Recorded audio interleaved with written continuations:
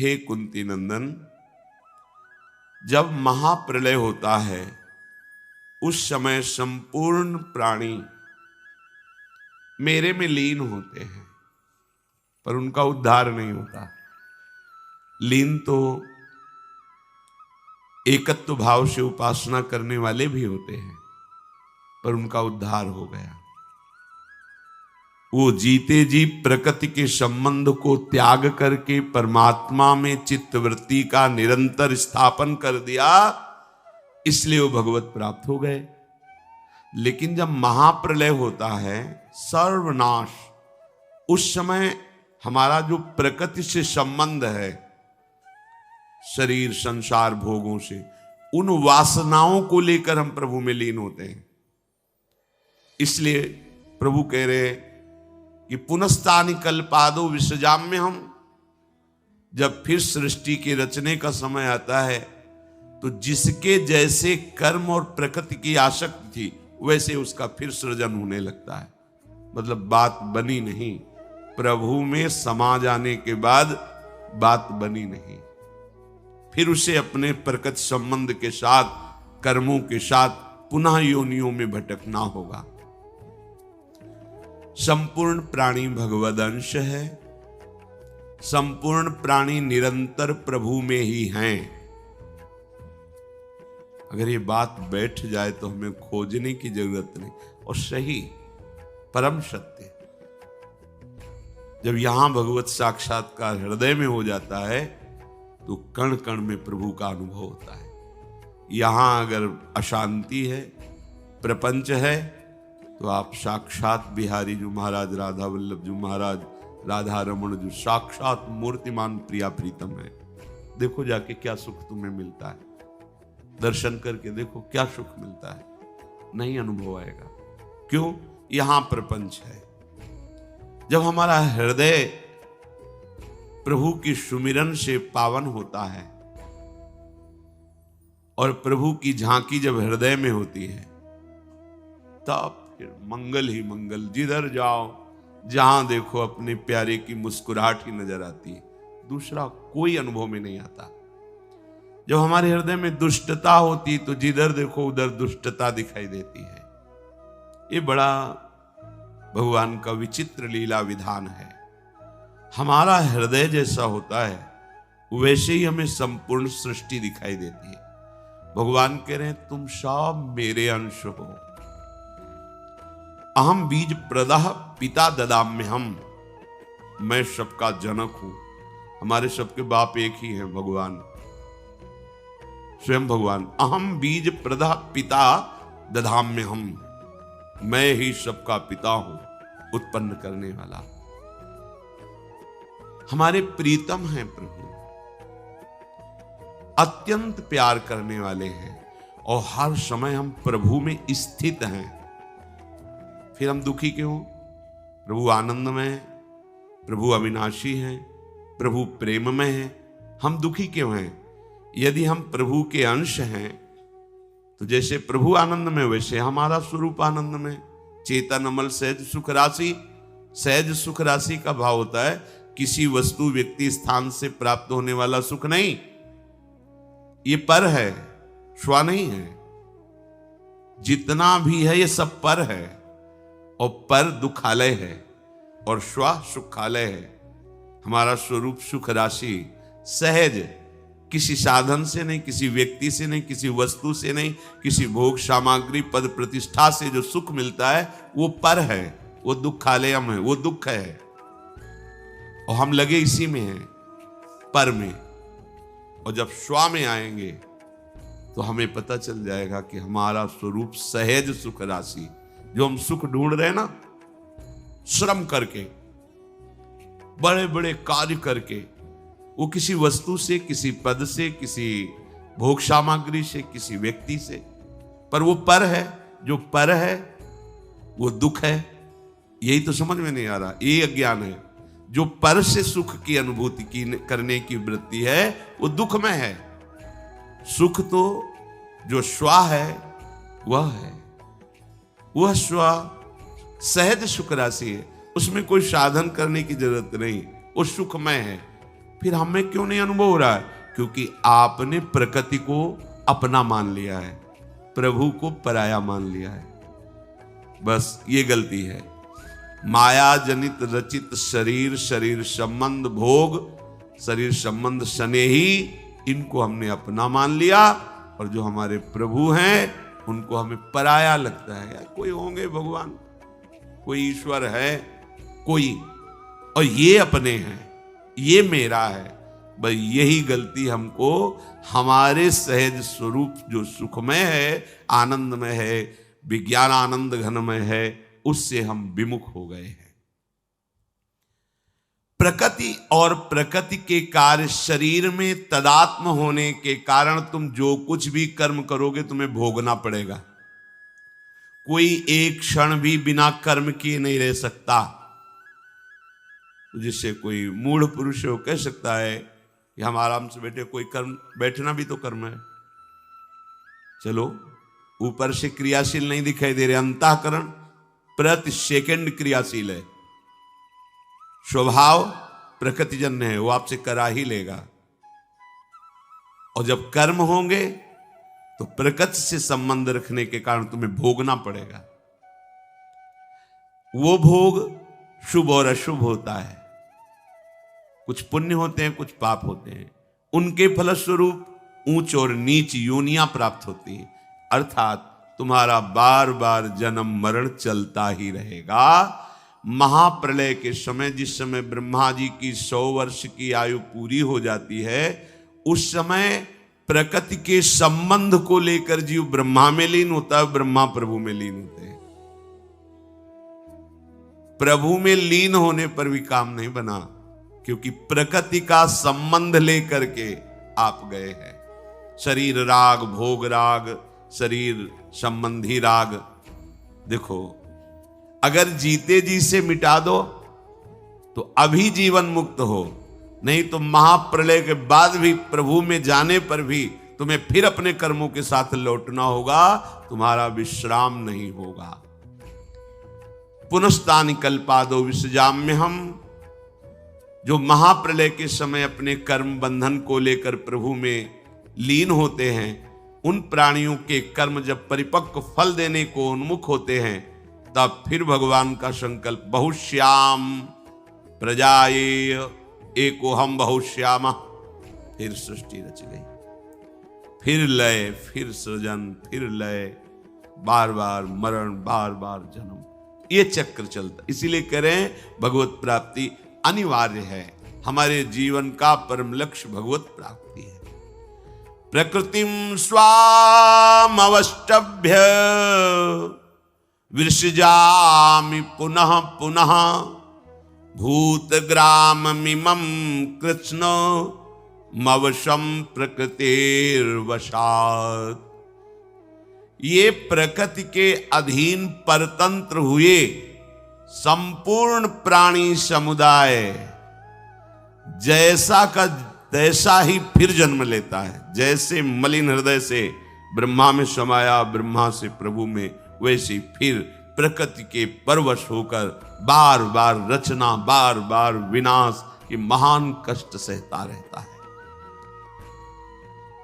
जिन जीवों की सहज आनंदमयी वृत्ति है, वो दुख को मोल लिए बैठे हैं। कैसे समझ में आवे? भजन है नहीं, भगवत चर्चा मनन है नहीं। सुनते तो हैं, मनन नहीं है। मनन विषयों का हो रहा है, भजन संसार का हो रहा है। कैसे हमारी आसक्ति नष्ट हो, कैसे अज्ञान अंधकार नष्ट हो। बड़े भाग्यशाली हैं। यदि आप एकाग्रता पूर्वक सत्संग सुने तो सुनने मात्र से पाप नष्ट हो जाते हैं, हृदय निर्मल होने लगता है। ये भगवत चर्चा बहुत बड़ी औषधि है। एक श्री बोहित जी महाराज नाम के संत हुए हैं, झोपड़ी में रहते थे, वैसे बैठ जाते, कथा ऐसे ही भगवान को साक्षी करके सामने, उन्हीं को ऐसे सुना। कोई 2-4 बैठ जाते आगे। वहां जंगल भी था, वहां एक प्रेत रहता था।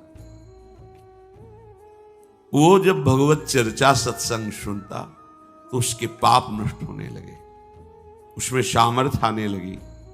तो वहां जब बालक खेलते तो बालक का रूप रखकर वो बालकों के साथ खेलता। एक दिन बोहित जी ने सत्संग प्रारंभ किया और देखा बालक के, बोले सब बालक इधर आओ, चुपचाप बैठ के थोड़ी देर जो हम भगवान की चर्चा कर रहे सुनो आके। सब बालक आ गए, वो नहीं आया, वो दूर खड़ा रहा जो प्रेत बालक बन करके था। बालकों से कहा उसको लाओ। सब बालक उसको पकड़ते हैं पर किसी पकड़ में नहीं आता, दूर।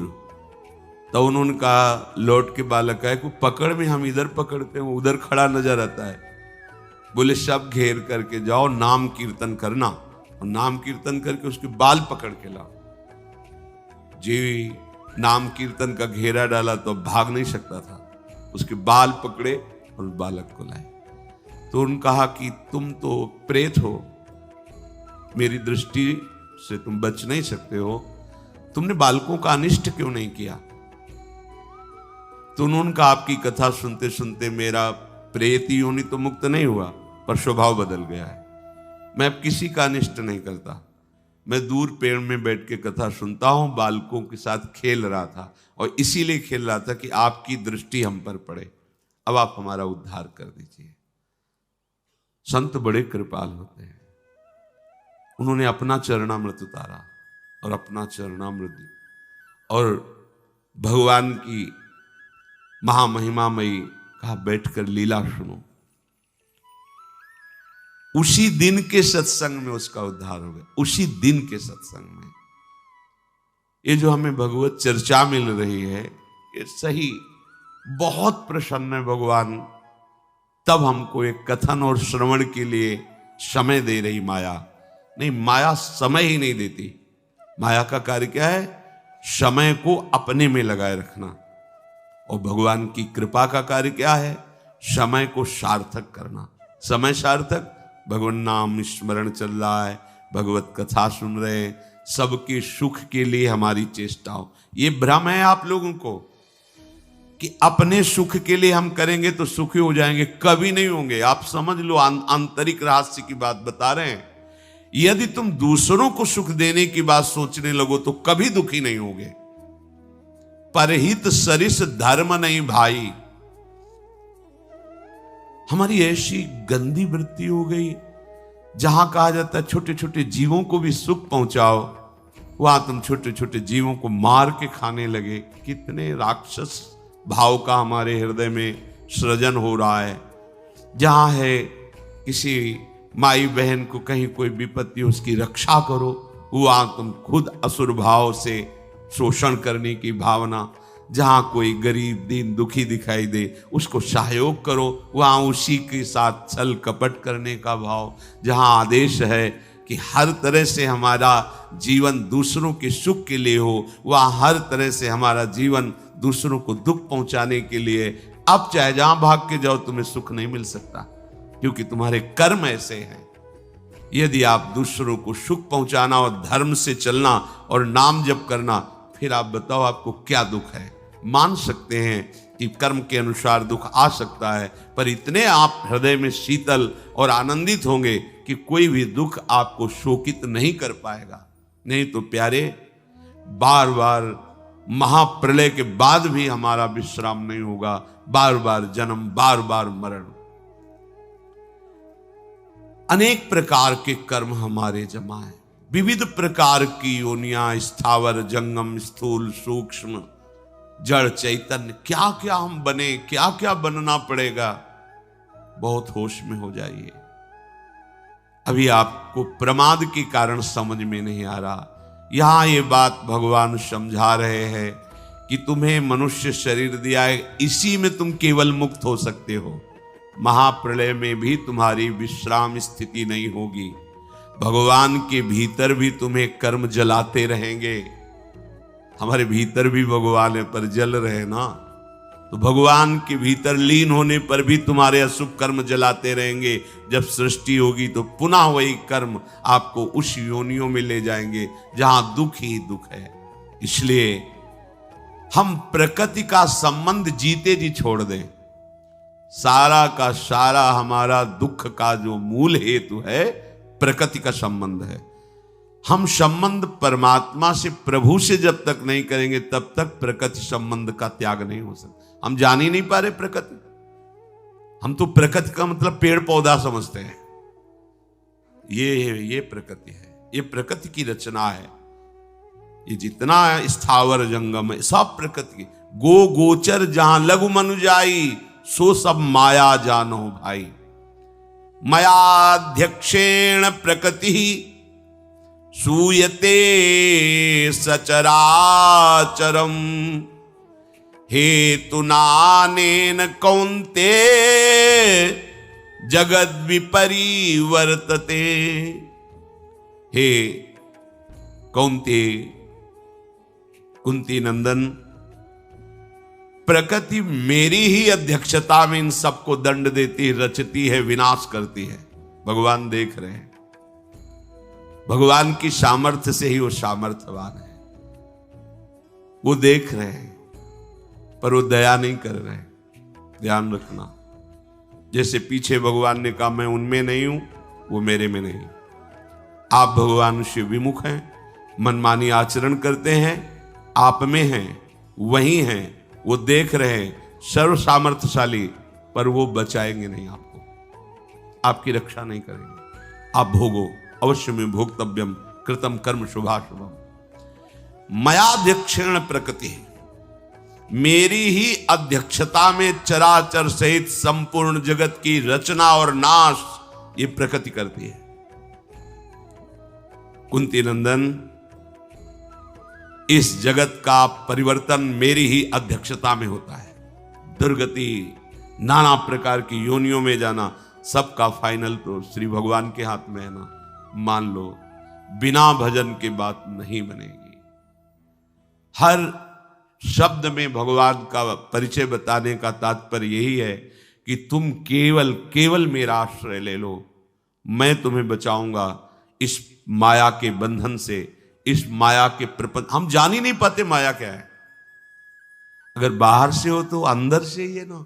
एक एक वृत्ति हमारी मायामय है।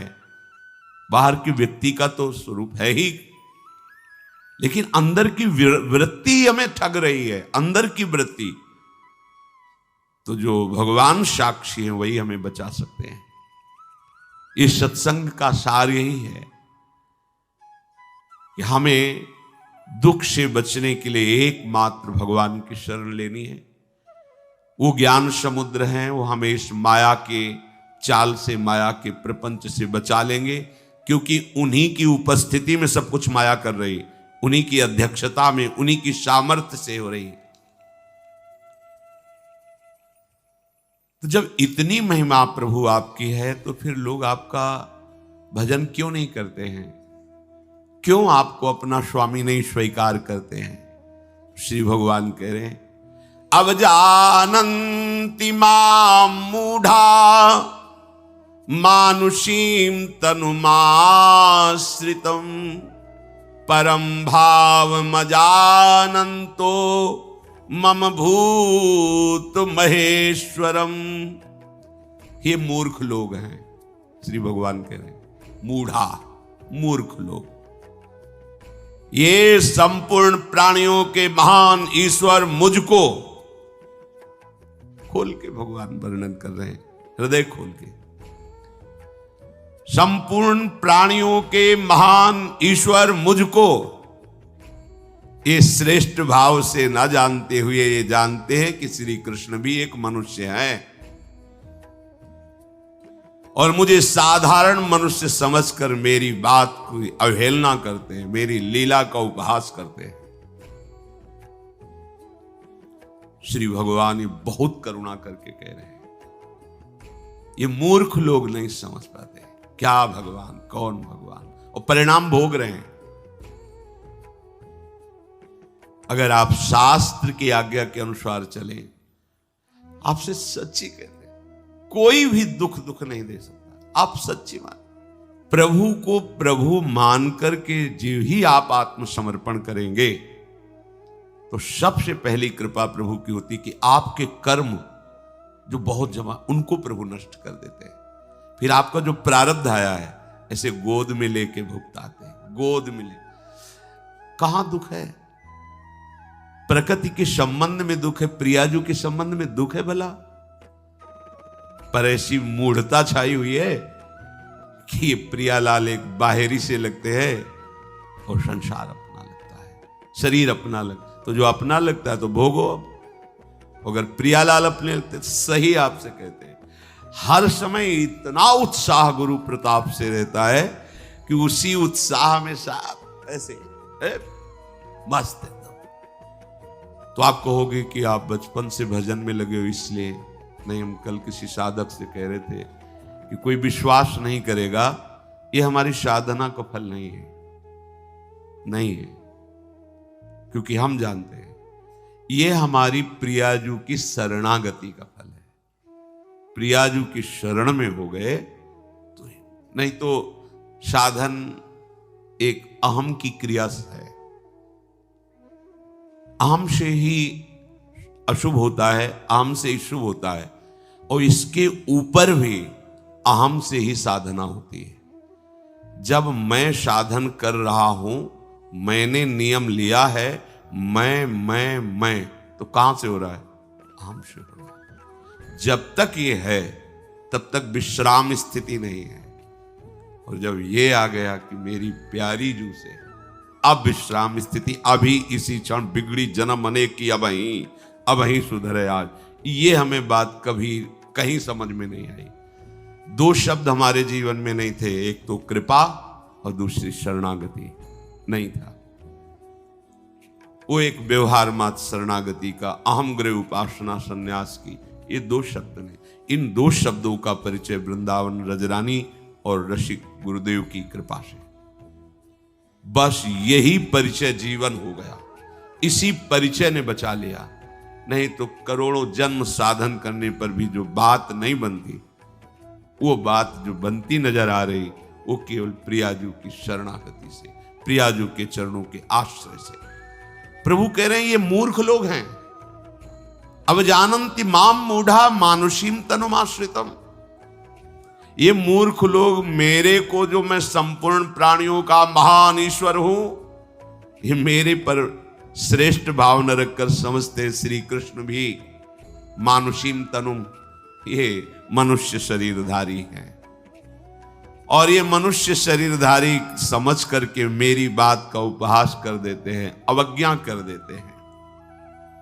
जिनकी सत्ता स्फूर्ति पाकर प्रकृति अनंत ब्रह्मांडों का क्षण में सृजन करती है, चराचर स्थावर जंगम प्राणियों को जिनकी सामर्थ्य से प्रकृति प्रकट करती है, प्रकृति और उसके कार्य मात्र का संचालन, प्रवर्तक, शासक, संरक्षक एकमात्र जो है वो है श्री कृष्ण। श्री कृष्ण के ही भय से भयभीत होकर वायु प्रवाहित होती है, सूर्य तपता है, प्रकृति अपना सर्वस्व कार्य करती है। प्राणी अपने कर्मों के अनुसार जिन जिन लोकों में जाते हैं, उन उन लोकों के लोकपतियों पर भी जिनका आदेश चलता है, वो है श्री कृष्ण। जो ईश्वरों का भी ईश्वर है वो है श्री कृष्ण।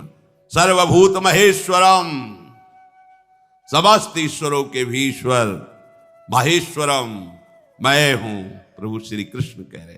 परम भावम, इस भाव को नहीं जानते। ये भाव मनुष्य शरीर में ही हमें प्राप्त करने को मिलेगा, देव शरीर में भी नहीं भाव ये प्राप्त कर सकते। बहुत बहुत बढ़िया दांव लग गया, जिसे आप खिलवाड़ में जीवन काट रहे हैं ना, बहुत कीमती देवता लोग तरसते हैं। देव दुर्लभ देही कही गई है मनुष्य देव, क्योंकि ये भाव आपको इसी योनि में प्राप्त हो सकता है, मनुष्य शरीर में, ब्रह्मा बनने पर भी नहीं।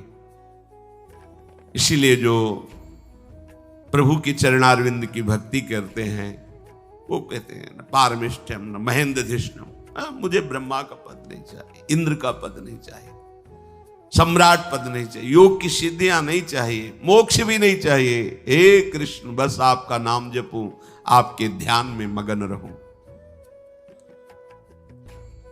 समस्त कर्मों का उलट फेर करने में जिनकी इशारे की जरूरत है, उलट फेर करने में, मतलब आपका भाग्य एकदम ही निकृष्ट कर्मों से युक्त है।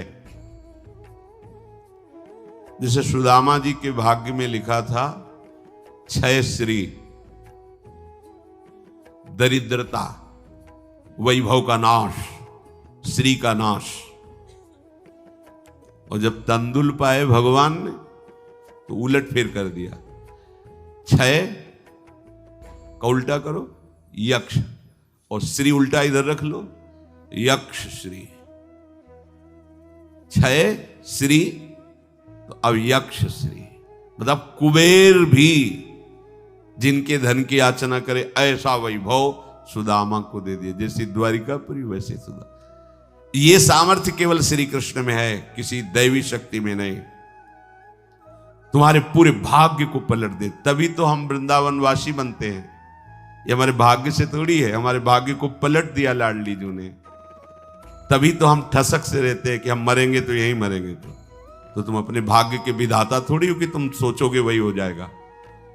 अरे जो लिलाट में लिखा है ये सिद्धांत है, जन्म मरण ब्याह गति जोई, जस जहां लिखा तहां तस होई। इसको कोई मिटा थोड़ी सकता है। लेकिन शरणागत, मैं अखंड वृंदावन वास करता हूं, यहीं अपने शरीर को रज में छोड़ूंगा, बदल गया भाग्य। श्री जी ने पूरा भाग्य बदल दिया। जो ब्रह्मा ने रचा था ना, बदल गया। ब्रह्मा की नहीं चलेगी, अब श्री जी की सखियों की चलेगी, श्री जी की चलेगी।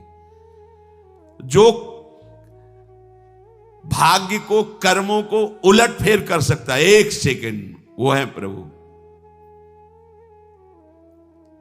अब भी समझ में ना आवे तो तुम जानो, अरे हमारे भाग्य में नहीं है भजन करना, भाग्य में नहीं है वृंदावन वास करना, भाग्य में नहीं भगवत प्राप्ति। ये हमको नया भाग्य रचना पड़ेगा। हमको कैसे? प्रभु की शरण में होने से। जे ही शरण में होंगे हमारे भाग्य खुल जाएंगे। ब्रह्मा के रचित भाग्य को पलट करके श्री जी की सखियां नया भाग्य रचेंगी, तभी तो हमें सहचरी वपू मिलेगा। हमारे भाग्य में थोड़ी लिखा है सहचरी वपू। उलट फेर करने में जो सर्वथा परम स्वतंत्र है वो है श्री कृष्ण। और श्री कृष्ण जिनके अधीन है वो है हमारी लाडली जी। जाके अधीन सदाई सावरो या ब्रज को शिरताज। पर ये जो मूढ़ लोग होते हैं ये ऐसा मानते हैं कि श्री कृष्ण भी एक मनुष्य हैं। मानुषिम तनुमाश्रितम, प्रभु को मनुष्य मानना, उनकी अवज्ञा करना, दुर्गति का द्वार एकदम साफ कर लेना है। क्योंकि अगर दुर्गति में कोई बाधा डाल सकता है तो श्री कृष्ण आश्रय ही, दूसरा हमारी दुर्गति को रोक नहीं सकता। साधारण मनुष्य अपने को शरीर, कुटुंब, परिवार, धन संपत्ति, पद अधिकार के आश्रित मानता है, ऐसे ही समझता है। श्री कृष्ण भी ऐसे ही। पर उनकी लीलाओं का जो श्रवण और कथन चिंतन करते हैं उनको तो ये भ्रम नहीं होना चाहिए। भला एक कोयला कोई मुख में जलता हुआ रखे, मनुष्य कोई भी नहीं रख सकता। भगवान दावानल पी गए, पूरे जंगल की आग को पी गए। 2 बार भागवत में वर्णन है। मुंजा टवी में जब आग लगी तो भगवान पी गए। एक बार पूरे दावानल में गोपों ने जब पुकार की तो भगवान ने कहा आंख बंद कर लो, और पी गए। एक बार सबने देखा वो बंशी बट में है, भगवान वहां से उनको बंशी बट में कालिया के जहर से बचाना, गिरिराज जी को उठाना, देवराज इंद्र का के शरण में होना। बड़े बड़े भगवान के लीला चरित्रों में ऐसा दिखाई देता है कि ये ना कोई योगी कर सकता है, ना कोई महान तपस्वी, ये तो केवल भगवान ही कर सकते हैं। साधारण प्राणी भगवान को अपने जैसा ही मनुष्य मानते हैं, इसलिए भगवान की आज्ञा का उल्लंघन कर देते हैं। अब कैसे उनको बताएं कि इतने सुंदर, इतने प्यारे हैं कि कोई भी इनको गले लगाने के लिए लालायित हो जाए। कोई भी, राक्षस भी हो गए, सूपनखा भी भगवान श्री राम को देख करके आसक्त हो गई है। कोई ऐसा नहीं, इनका रूप ही ऐसा है। और जब इनके सामने कोई होता है और उसके हृदय में इनके रूप को देखकर आकर्षण होता है, तो यही भावना होती है। जब कोई बहुत प्यारी वस्तु होती है तो छूने का मन होता है ना। और ये तो प्यार के समुद्र हैं, हृदय से लगाऊं, नेत्रों से इनको देखता रहूं, इतनी सौरभ अंगों में कि घ्राणेन्द्रिय आसक्त हो जाती है और संपूर्ण इंद्रिया मन आसक्त। गोपी जन तो बड़े बड़े तपस्वी भजनानंदी महात्मा है, ये इस रूप में आकर प्रभु के साथ रास विलास कर रहे हैं। अब ये साधारण जन प्रभु को मनुष्य मानकर, अच्छा सोचो, भगवान प्रगट लीला में, ब्रज लीला में यहां कितने वर्ष तक रहे? 11 वर्ष तक। 11 वर्ष बच्चा ही तो होता है। और एक से एक, ऐसा नहीं कि नवीन गोपियां हैं जिनके परिवार में वर्णन हुए, बच्चे कुछ गोपियां खिला रही थी, सब आसक्त चित्त, ये सब बड़े बड़े महात्मा हैं। और प्रभु कितने हैं? 11 वर्ष। चिरण लीला 7 वर्ष, 7 वर्ष के बच्चे। ये क्या लौकिक बातें हैं? भगवान योगियों के जो गुरु हैं योगींद्र जन, उनके भी इसलिए महान योगेश्वर हैं। अब भगवान को भगवान न मानकर ऐसे लौकिक, तो भगवान चोर हैं, माखन चोरी करते हैं। बाबा के यहां बाल्टियों में या पात्रों में माखन हो ये सब नहीं रखा जाता था। कुंड थे, कुंड, दूध का, दही का, मक्खन का, घी का, ऐसे बड़े बड़े कुंड थे। बोले कितनी गाय? बोले 10 लाख गाय हैं। 10 लाख गाय, हजारों सेवक। अब गाय 10 लाख गाय का अगर लाख भर ऐसे ही छोड़ दो, 9 लाख गाय का दूध कितना होगा? तो वहां कोई बाल्टियों में थोड़ी था, खार, दूध दही के खार, बड़े बड़े तालाब जैसे, ऐसे घी के, मक्खन के, और रोज ताजा मक्खन निकलता था। और अकेला लाडला कन्हैया, बाबा का तो अकेला लाडला कन्हैया। बलराम जी तो पता ही है कि रोहिणी जी के लाडले हैं, तो उनको पता है वसुदेव जी की प्रियता के कारण उनको यहाँ बाबा के यहाँ रखा गया। लेकिन उनको ये पता है कि लाडला मेरा और पूरे ब्रजमंडल का लाडला है, बोला वो माखन चोरी करेगा? समझो ना। अरे वहां अगर पूरा ब्रजमंडल स्नान करना चाहे तो बाबा के यहाँ मक्खन से स्नान कर सकता है। इतना तो मक्खन दूध दही का ढेर है। हाँ, जैसे सुदामा के तंदुलों को द्वारिकाधीश पाते हुए कह रहे, वाह, आज तक ऐसा स्वाद नहीं आया। यहां विविध प्रकार के व्यंजनों का भोग द्वारिकाधीश। इसलिए तो शर्म लगी थी सुदामा जी को कि इतने वैभव में फटे कपड़े पे सही चावल भी नहीं है, और ये सब रानी महारानियां सब।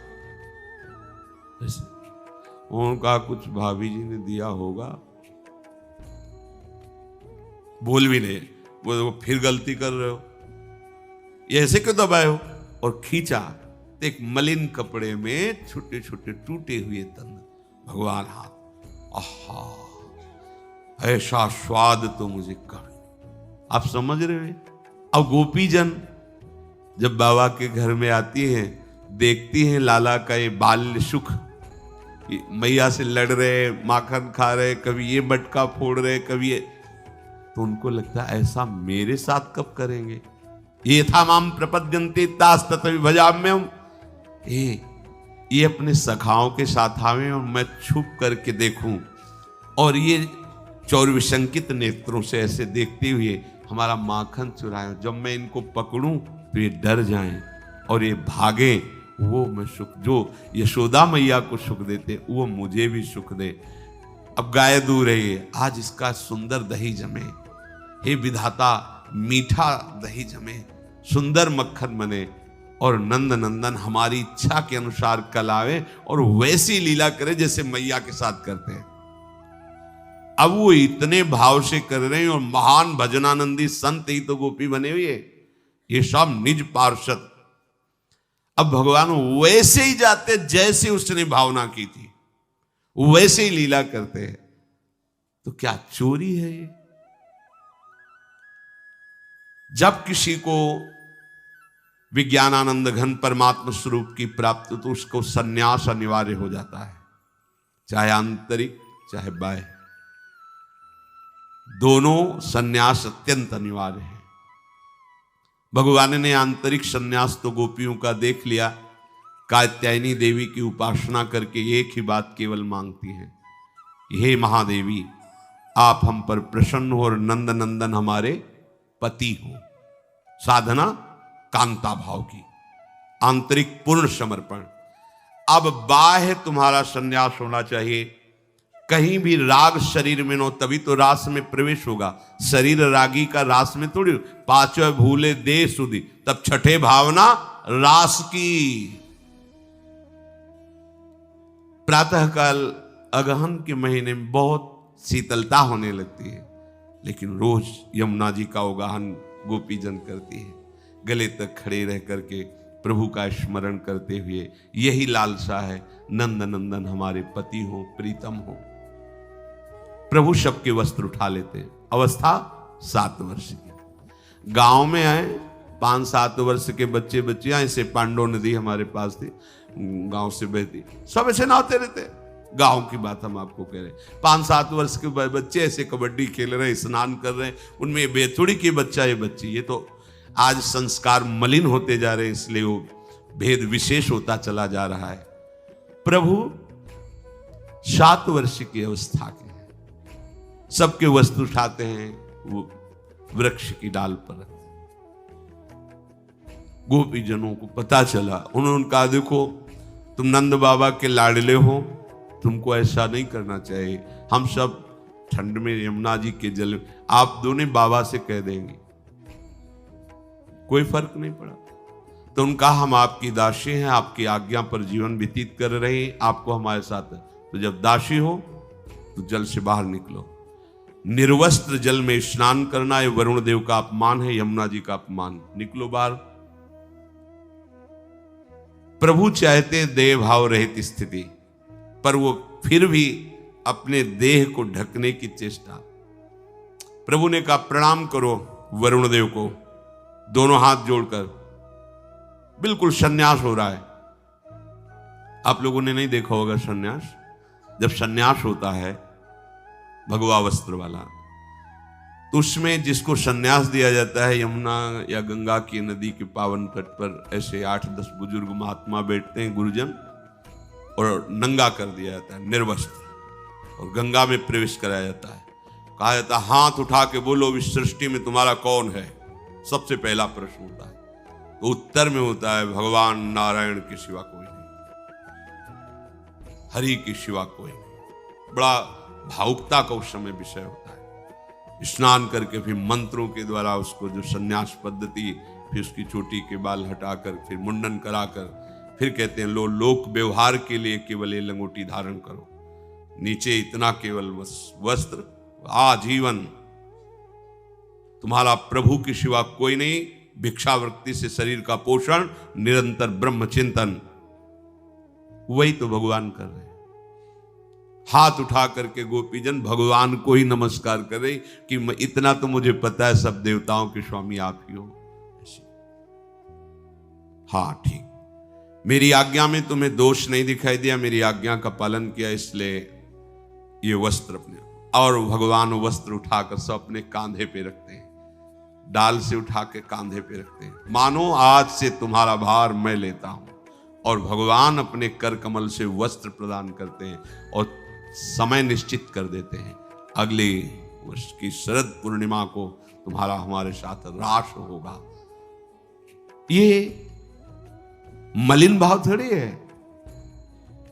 अब आप लोग एक सीमित बुद्धि में, सीमित मर्यादा में बंधे हुए, तो उस असीम प्रभु की असीम मर्यादा को कैसे जानोगे। सीमित मर्यादा में बंधे हुए लोग समझते हैं अरे भगवान तो न जाने कितनी हजारों गोपिका, तो अनंत भक्तों का पोषण कर रहे हैं, तुम्हें नहीं दिखाई दे रहा। तो गोपिका क्या है, अनंत भक्तों में ही तो है।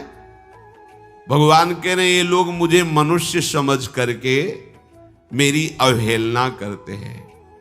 अवजानन्ति माम मूढ़ा मानुषीम तनुमाश्रितम परम भाव मजानंतो मम भूत महेश्वरम।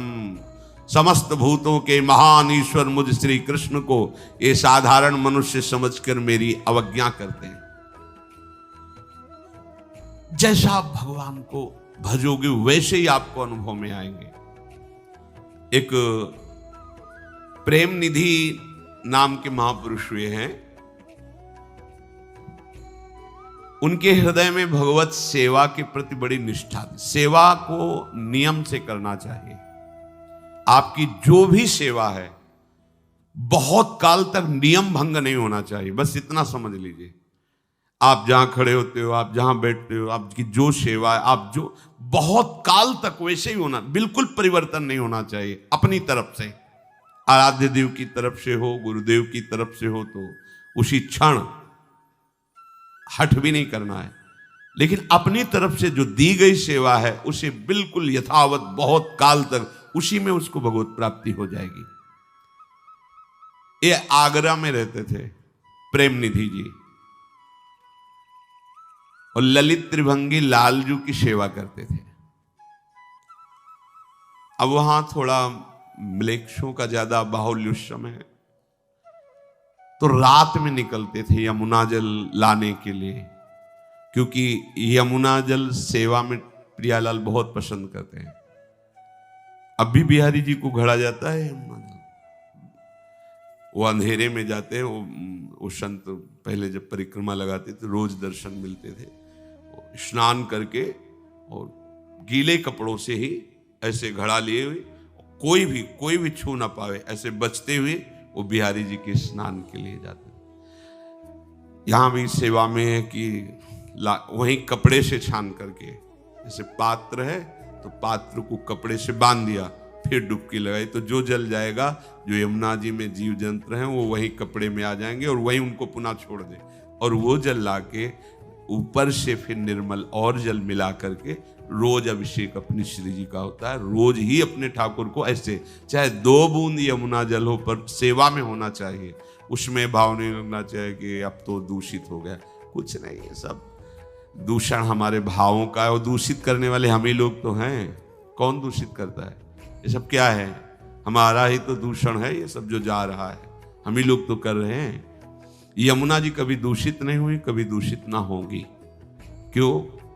क्योंकि वो श्री लाडली लाल की श्री अंगराग का प्रवाह करती हैं। आप ऐसे भाव में रहिए। ब्रजाधिराज नंदनाम बुदाब गात्र चंदना नुलेप गंध वाहिनी भवाब्दि बीज दाहिनी। ओहो, भवाब्दि बीज दाहिनी, जन्म मरण के बीज को ही भस्म कर देते यमुना जी। बड़ी महिमा है। दुरंत मोह भंजनीम, ये मत सोचना एक क्या बह रहा है, क्या नहीं। ब्रजेंद्र सोनु राधिका हृदय प्रपूर्यमाण और महारसाब्द, श्री लाडली लाल के हृदय का प्रेम उच्छलित होकर ये अपनी यमुना जी प्रियालाल की प्रेम स्वरूप है। ये मानो मूर्तिमान श्रृंगार रस प्रवाहित हो रहा है। हम ये नहीं कहते कि आप भरपेट आचमन करो, भाव बने तो स्नान कर लो, नहीं तो बैठ करके उनको पद सुनाओ, नाम जप करो। वहां बातें नहीं करना चाहिए 4 साधक बैठ के इधर उधर, नहीं। वहां तो अकेला ही बैठना सीखे, दूर अलग जहां सब लोग स्नान करते उससे हटकर, और फिर एकांत में नाम जप। अगर सखी स्वरूप है तो 8-10 बैठे, फिर वो अकेले ना बैठे। यमुना जल रोज अपने ठाकुर जी के लिए श्री प्रेम निधि जी लाया करते थे, और अंधेरे में रात्रि में निकलते थे कि कहीं कोई म्लेच्छ धर्मावलंबी छू ना जाए, जिससे हमारी सेवा पवित्र ना हो जाए। बड़ा भाव, सारा खेल भाव का है। अब रात भर वर्षा, जैसे वर्षा के दिनों में, और बिजली कड़क रही है, बादल छाए हुए हैं, पैर रखने की भी जगह नहीं दिखाई दे रही, और कोई पक्के मार्ग होते नहीं थे, रज के मार्ग थे, तो खूब कीचड़ हो गया था यमुना जी तक। आपको बड़ी चिंता हुई कि अगर कहीं अंधेरे से बचने के लिए प्रकाश का इंतजार करते हैं तो सुबह हो जाएगा, कोई न कोई म्लेच्छ छू जाएगा, हमारे ठाकुर की सेवा लायक जल नहीं रह जाएगा। अंधेरे में जाए तो कुछ दिखाई ही नहीं दे रहा कि किधर जाऊं। और पहले आधुनिक जैसे टार्च ये सब ये नहीं होते थे। कभी प्रकाश की कहीं विशेष व्यवस्था हुई और सुविधा हुई तो मशाल आदि जला, और टार्च हो, लालटेन हो, ये सब व्यवस्थाएं नहीं थी। कीचड़ में फंस गया तो फिर गिर पड़ूंगा और जल भी गिर जाएगा, तो कैसे सेवा बने। अब हमारे पास प्रकाश की कोई व्यवस्था तो है नहीं, पर कुछ भी हो ठाकुर जी के लिए जल तो लाएंगे। हम सेवा में त्रुटि नहीं होने देंगे कि प्रकाश का इंतजार करके जाए और कोई छू जाए, तो ऐसा नहीं। आप बाहर निकले दरवाजे के, हिम्मत की, आप कुछ भी हो, समय हो रहा है। हमने संतों को देखा है, जैसे शैनपुर में रहते थे, संतों को देखा है कि अगर वो 2 बजे उठते हैं तो स्वास्थ्य ठीक ना हो तो बात नहीं तो ठीक 2 बजे वो लघु शंका के लिए निकले, बाहर आसन में बैठे, ठीक 4 बजे गंगा जी में खड़े हो गए। मतलब सालों की दिनचर्या, 1 मिनट की दिनचर्या में फर्क नहीं।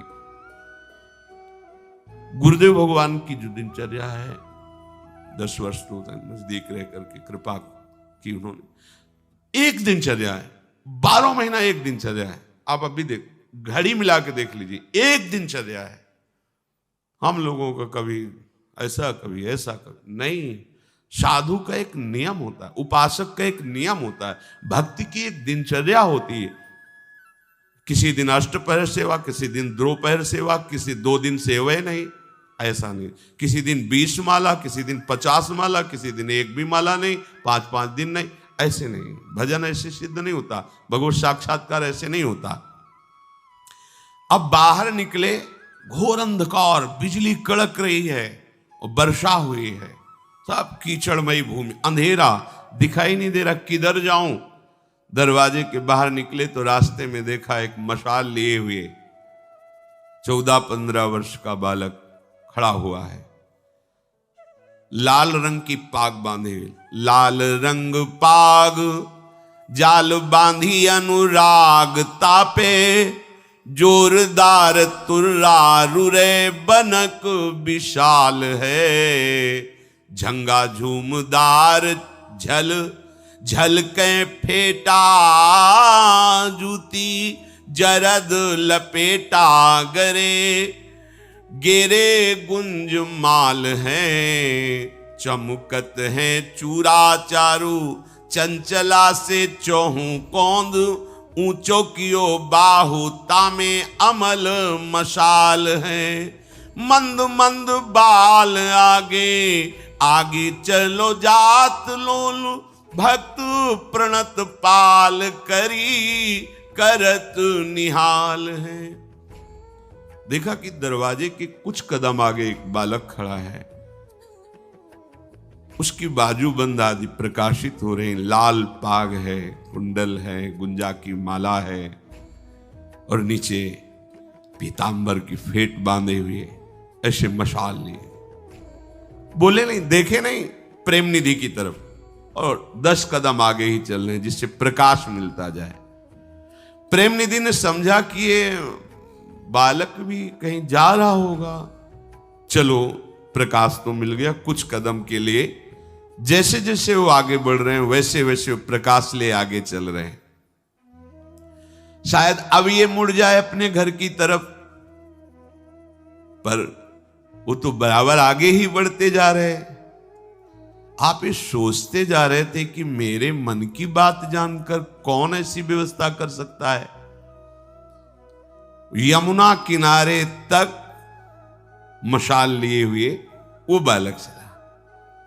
यमुना के तट पर आते ही मशाल रख करके यमुना जी में हाथ पैर धोया, आचमन कर, अच्छा तो ये भी यमुना का अवगाहन करने आया होगा, ऐसा सोचा। तो यमुना जी को प्रणाम करके फिर उस बालक को देखा, बालक ही नहीं। प्रेम निधि को आश्चर्य हुआ कि इतनी जल्दी तो कोई जा नहीं सकता, भूत प्रेत की सामर्थ्य नहीं कि मेरे सामने आ जाए। ये कौन था? विचार करते हुए स्नान किया। स्नान करते ही फिर देखा कि वो मशाल लिए तैयार। मन में आया कि पूछो तू कौन है, पर हिम्मत नहीं पड़ी। शांत गंभीर मुद्रा, फेंट से एक पात्र निकाला, उससे तेल डाला मशाल में, फिर और ज्वलित करके जैसे वे स्नान किए, जल घड़ा भरे, 5-7 पैर आगे ही कदम, और फिर वो चल पड़े। इन्हें आश्चर्य हुआ कि यदि ये केवल यमुना आचमन करने आया था तो पहले चले जाना चाहिए था, ये हमारा इंतजार क्यों कर रहा था। मंदिर के दरवाजे तक, फिर उधर से,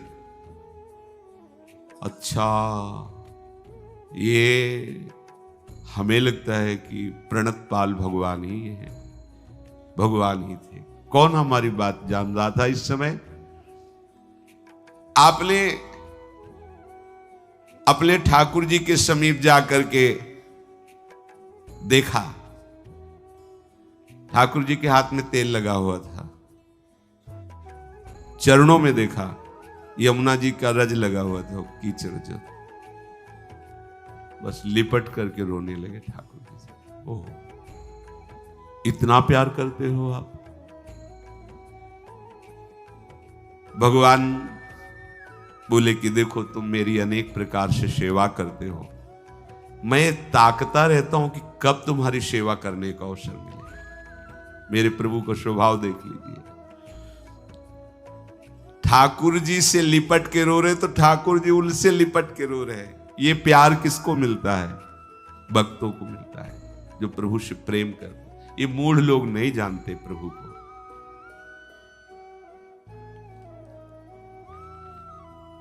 प्रभु श्याम सुंदर की आंखों से आंसू निकल रहे हैं।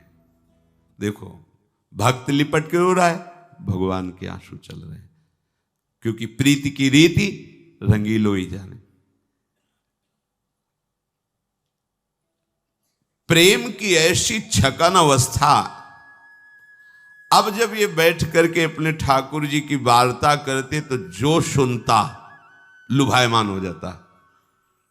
जैसे किसी के मां के लाडले का पत्र आवे और वो किसी से कहे भैया सुना दो क्या लिखा है, तो वो जो पत्र पढ़ेगा केवल पढ़ देगा, कोई उसके अंदर फर्क नहीं पड़ेगा, लेकिन फर्क मां को पड़ रहा है, सुख और दुख का। बच्चा कैसा है, अगर वो लिख रहा है आनंदित, उसके हृदय में बड़ी शीतलता, बड़ा आनंद अनुभव। जरा भी दुख की बात उसको पढ़ने वाले को कोई फर्क नहीं पड़ेगा।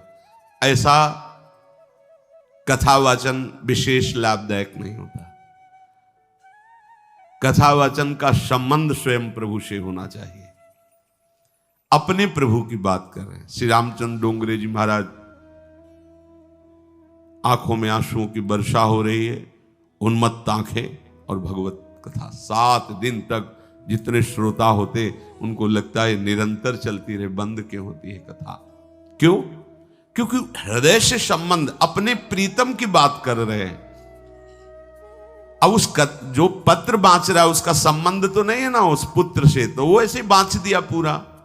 लेकिन उस मां जिसका संबंध, एक एक शब्द सुन रही है और उसका प्रभाव पड़ रहा है, हाँ सुखी है, हाँ अच्छा है, भगवान ऐसी कृपा करते हैं, उसका हृदय से। ऐसे ही जो प्रेमी जन जब भगवत चर्चा करते हैं तो उनका प्रभाव हृदय का परिवर्तन कर देता है। प्रेमी भक्त प्रेम निधि जी, कोई भी भक्त बिना भगवत चर्चा के नहीं रह सकता। ये नशा होता है भक्तों का। वो किसी को नहीं सुनाएंगे तो भगवान कोई श्रोता बना के बैठा लेंगे, उन्हीं को सुनाएंगे। नशा होता है। अगर ये नशा नहीं है तो अभी रंग नहीं आया है। भगवत चर्चा करने का नशा, ये हमने देखा है। भगवत कथा सुनने का, सुनाने का नशा, कोई मिले ना मिले, लोग बचते हैं फिर कि फंस गए तो घंटा आध घंटा तो वार्ता होगी, छोड़ेंगे नहीं। ओ प्रभु ऐसे, प्रभु का नाम ऐसा, प्रभु की महिमा।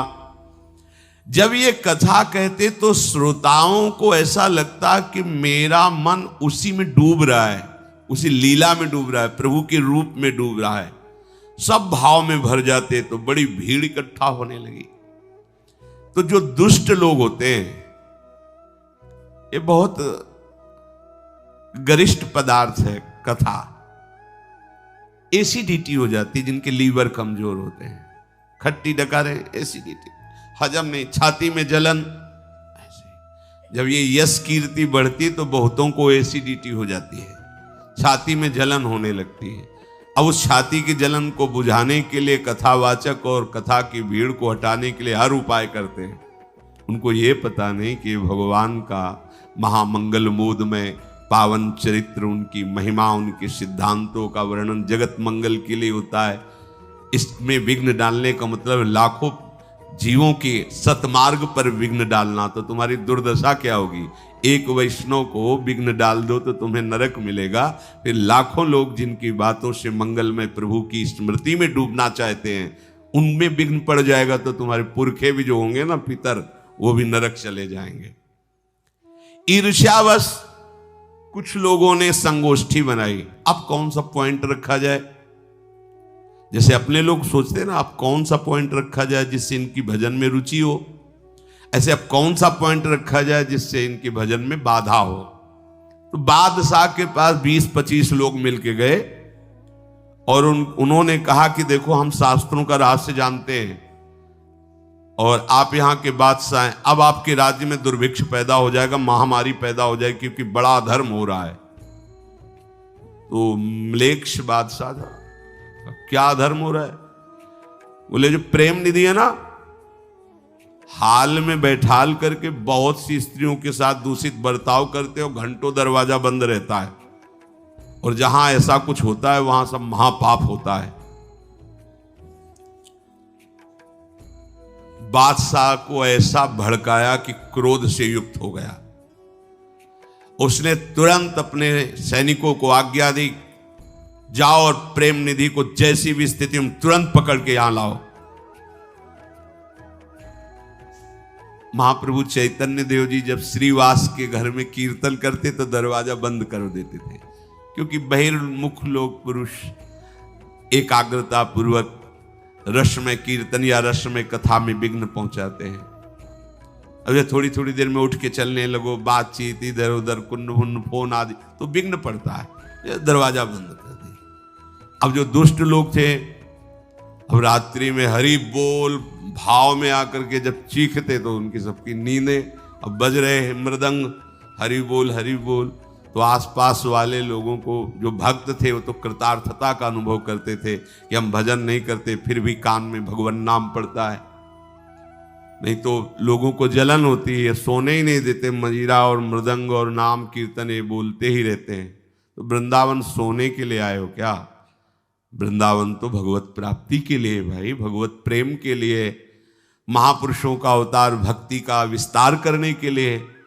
तो लोग जानते हो क्या करते, 2-4 नींबू दरवाजे में काट के सेंदूर एंदूर ऐसे रख देते और सबको दिन में दिखाते कि देखो भीतर स्त्रियों को लेके पता नहीं क्या क्या होता है, और ये देखो ये सब नींबू ऐसा।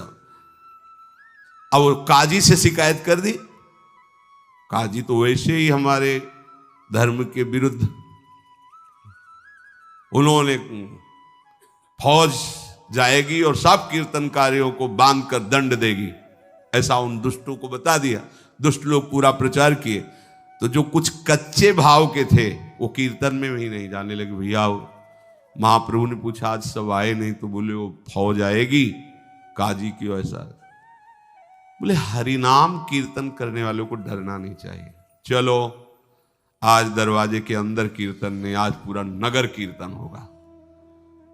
महाप्रभु जिस समय, महाप्रभु प्रेम मूर्ति, जिस समय कृष्ण बोलते थे तो वातावरण कृष्ण प्रेम में हो जाता, पशु पक्षी नाचने लगते थे। पावत ही तिनको दरस उपजय भजनानंद।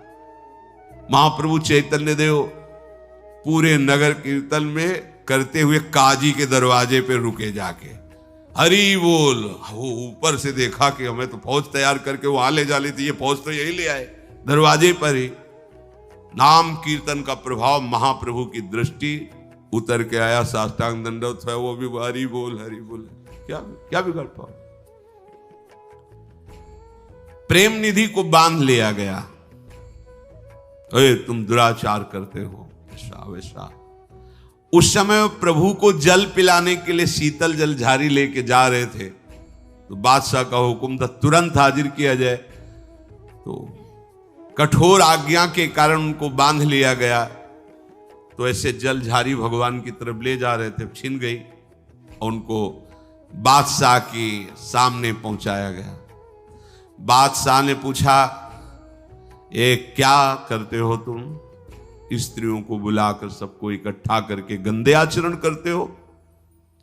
तुम हमारे देश में ऐसा गलत कार्य नहीं कर सकते, ये महान अन्याय है और इसमें तुम्हें दंड दिया जाएगा।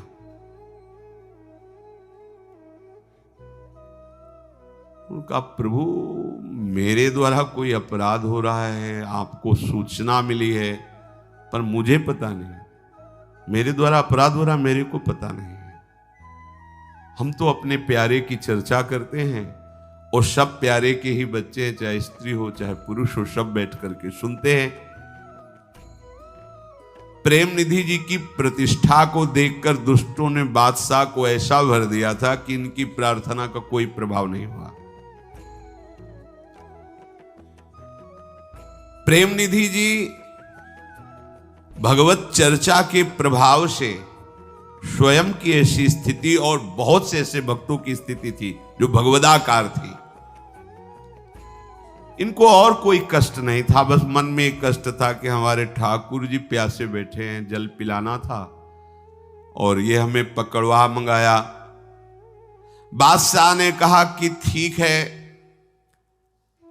तुम्हारी बात जो तुम कहते हो, हम केवल कथा कहते, भगवत चर्चा करते, नाम कीर्तन करते, लेकिन तुम्हारे ही नगर के लोगों ने तुम्हारी चाल को देखा है।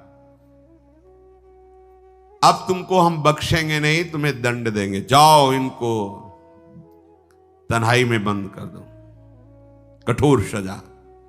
और जब तक हम पूरा सही निर्णय नहीं कर लेंगे जांच, तब तक इनको दंड दिया जाए। अब उनको हथकड़ी बेड़ी डाल करके, तो वो ऐसा होता है। कबीर दास जी का जब यश हुआ तो काशी के जो विद्वान जन थे, पता नहीं होता कि ईर्ष्या एक इतना बड़ा रोग है, इसलिए महापुरुषों ने कहा है, कंचन तजना सहज है, सहज तिया का ने, मान बड़ाई ईर्ष्या दुर्लभ तजना है। ऐसे महान भक्त कबीर दास जी की मां को अपने पक्ष में कर लिया। उनसे कहा, देखो तुम समझती हो ना, ये राम राम कह करके और भक्तों में सब लुटाता रहता है, तुम तो समझती हो ना, ओ भोली भाली, अगर आप हमारा साथ देंगे तो तुम्हारा पुत्र तुम्हारा हो जाएगा। अभी तो सब कैसे साहब, बस बादशाह के सामने जो हम कहते जाए तुम ऐसे सर हिला देना, हाँ बस। ओ बादशाह म्लेच्छ धर्मावलंबी, तो उसके पास जाके कहा, इनकी माँ से पूछ लो। क्यों माता जी? तो उनका हाँ, बस अब किसके प्रमाण की, बंदी बना के लाओ। कबीरदास जी को बंद, हाथी से कुचलाओ इसको। अब हाथ ऐसे बांध दिए गए, सर ऐसे नीचे झुकाए हुए, मत वाले हाथी से कुचल। जो कुचलने के लिए बबर शेर मानो बैठा है, चीख कर हाथी वापस आता है। आग पे डालो, जैसे प्रहलाद जी को, ऐसे भक्तराज कबीरदास जी को भी आग। ये इनाम मिलता है भक्तों को, डरना नहीं। ये हम तुमको नहीं मिलता है, ये बड़े लोगों को मिलता है, जो प्राण समर्पित किए हुए जगत मंगल के लिए होते हैं। उन भक्तों के जीवन में ऐसा, अपने लोग तो बहुत छोटी चिंगारी है, इनमें क्या होना है। जो जाजुल्यमान, जिनकी भक्ति, जिनके प्रताप से प्रांत के प्रांत भगवत भक्ति में मगन हो जाते हैं, ये माया उन पर विशेष आक्रमण करती है कि हमारा प्रभाव शून्य करने वाला ये है, तो इसका प्रभाव हम शून्य करेंगे, पर ऐसा नहीं होता। अग्नि चंदन की तरह शीतल हो गई। जब बादशाह ने प्रभाव देखा तो चरणों में गिरे। हमें लगता है ये विपरीतता भक्तों के जीवन में भक्तों का यश प्रकट करने के लिए आती है। ये जो भगवत विरोधी जन होते हैं, ये डंडे का काम करते हैं। भक्तों के यश रूपी झंडे में विरोधी डंडा आवश्यक है, तभी जय होती है। किसी भक्त का प्रकाश हुआ है तो विरोधियों के द्वारा ही हुआ है। कैद खाने में जाकर के प्रेम निधि को बंद कर दिया। अब बादशाह जब सोया जाकर के,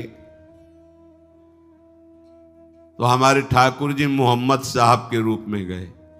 इससे पता चलता है कि दो नहीं है, परमात्मा एक ही है। चाहे उसे ईस कहो, गॉड कहो, अल्लाह कहो, राम कहो, कृष्ण कहो, वो एक ही है। ये जो लड़ाई झगड़ा ये सब बुद्धि की कमजोरी है, भक्ति की कमजोरी है। नहीं, सच्ची में प्रभु एक ही है। तो हमारे भगवान श्री श्याम सुंदर जी मोहम्मद साहब का रूप रखा। इसमें लिखा है कि सोयो बादशाह निशियाए के स्वप्न दियो, कियो वाको इष्ट भेष, कही प्यास लागी है, पीवो जल कही आब खाने ले बखाने, तब अति ही रिसाने को पियावे को रागी है। फेर मारी लात रे सुनी नहीं बात मेरी, आप फुरमाओ जोई प्यावे बड़ भागी है। सोते तय ले कैद करो सुनी, अरबर्यो डर्यो भर्यो ही भावमत सोवत ते जागी है। मोहम्मद साहब गए, एक लात मारा बादशाह के, उठ, बहुत जोर से प्यास लगी मुझे। बादशाह ने कहा कि वो आप खाना किसी को कहते हो? बोले उसमें जल रखा हुआ है, आप पी लीजिए। फिर एक लात जमाई और कहा मुझे प्यास लगी है, मुझे पानी प्रेमी के हाथ से पीना होता है। अरे मूर्ख, तूने मेरी बात नहीं सुनी। बादशाह ने कहा आप आज्ञा करें, कौन प्रेमी है उसी के हाथ से आपको जल पिला दे। उनका जो हमारा प्रेमी है तो उसको तुमने कैद खाने में बंद कर रखा है। बहुत डर गया बादशाह। प्रेम निधि? हाँ, वो मेरा प्रेमी है। तुरंत भाग कर गए और प्रेम निधि के चरण पकड़े और कहा कि मेरे से गलती हो गई, लोगों के भड़काने से मेरी बुद्धि विपरीत हो गई थी। अब मैं समझा हमारे मोहम्मद साहब के आप इतने प्रेमी हैं। आ शब्द ब्रह्ममय है, कई बार सत्संग में कहा है। जैसे का, खा, गा, आ, जैसे सर्वम खलमिदम ब्रह्म, तो हर अक्षर पे आप आ को देखिएगा, आ ब्रह्ममय है। तो कहीं भी आ हो ब्रह्ममय है, इसीलिए सर्वम खलमिदम ब्रह्म। हमें कहीं द्वेष नहीं करना, कहीं नफरत नहीं करना। मेरे ही प्रभु के सब पर्यायवाची नाम हैं। जितने भी नाम हैं, जितने भी उपासक हैं, सब प्रणाम योग्य हैं। बस ये है कि वो अपनी उपासना के मर्म को नहीं जानते। कोई भी उपासना किसी को दुख देना, किसी की हिंसा करना, किसी को नाना प्रकार से प्रताड़ित करना, ये कोई शास्त्र, कोई आचार्य, कोई महापुरुष नहीं कहता। बस हम वो नहीं समझ पाते और हमारे हृदय में कठोरता आ जाती है और हम समझते हैं दूसरों की हिंसा करके, दूसरों को निराश करके, दुखी करके हम अपने आराध्य देव को प्रसन्न कर लेंगे। भूल है। जिसे तुम मार रहे हो, जिसे तुम दुख दे रहे हो, तुम्हारा आराध्य देव ही है। इस लीला में भगवान ने दिखाया कि उपासक को जैसा भाव वैसे ही मेरा अनुभव होता है। अगर आप प्रभु की सेवा कर रहे हो तो प्रभु आपके सेवक बनकर मशाल लेके चल। आप प्रभु के लिए रो रहे हो तो प्रभु आपके लिए लिपट के रो रहे हैं। आप प्रभु के लिए जीवन अर्पित किए हो तो प्रभु अपने विविध रूपों से आपको बचाएंगे, आपको सुख देंगे। इसीलिए भगवान कहते हैं ये मूर्ख लोग मुझ महामहेश्वर को भी मनुष्य मानकर मेरी अवज्ञा करते हैं। हमें भगवद वाणी का आदर करते हुए भगवान की आज्ञा में चलना है। मन वचन कर्म से ऐसी चेष्टा करनी है कि इसी जन्म में हमें लाडले प्रियालाल के दर्शन हो जाए, हमारा जन्म मरण चक्र रुक जाए, हम प्रभु के धाम के नित्य निरंतर वासी हों, श्यामा श्याम की श्रीअंग सेवा का हमें अधिकार मिले। और ये मिलेगा क्योंकि इसीलिए प्रभु ने हमें सौभाग्य दिया है। खूब भजन करो, गंदी बातें सुनो मत, गंदे आचरण करो मत, गंदा भोजन मत करो, गंदे व्यक्तियों का संग मत करो और नाम जप करो तो इसी जन्म में भगवत प्राप्ति हो जाएगी। श्री राधा वल्लभ लाल की। तो राधे राधे जी, श्री हरिवंश। हमें पूरी उम्मीद है कि आप लोगों को पूज्य महाराज जी का आज का ये सत्संग बहुत ही ज्यादा पसंद आया होगा और आपको इस सत्संग से काफी कुछ सीखने को भी मिला होगा। तो आपको इस सत्संग के अलावा और किसी भी विषय के बारे में अगर कुछ भी महाराज जी की वाणी में जानना हो तो आप लोग हमें नीचे कमेंट्स करके जरूर बताइए। हम आने वाली वीडियो में आप लोगों के उस प्रश्न को लेकर महाराज जी का नया सत्संग अपलोड कर देंगे ताकि आप लोगों को अपने भक्ति मार्ग में बहुत ही ज्यादा आसानी मिले। तब तक के लिए राधे राधे, श्री हरिवंश।